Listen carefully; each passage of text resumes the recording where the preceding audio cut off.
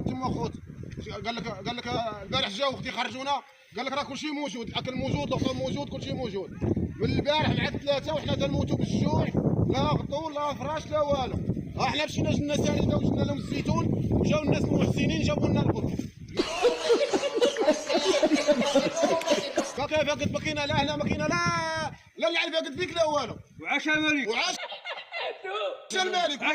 وشو عندكم على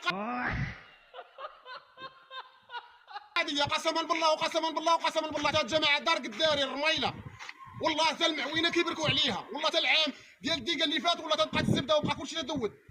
انا نقول لكم واحد المثال، نعطيكم منه واحد شهر وشهرين يعطي الله الطياب ويدوروا ولا ما يبقاوش تلقاو بوانج تيبقاو يتباعوا بالسوق. حرقوني انا.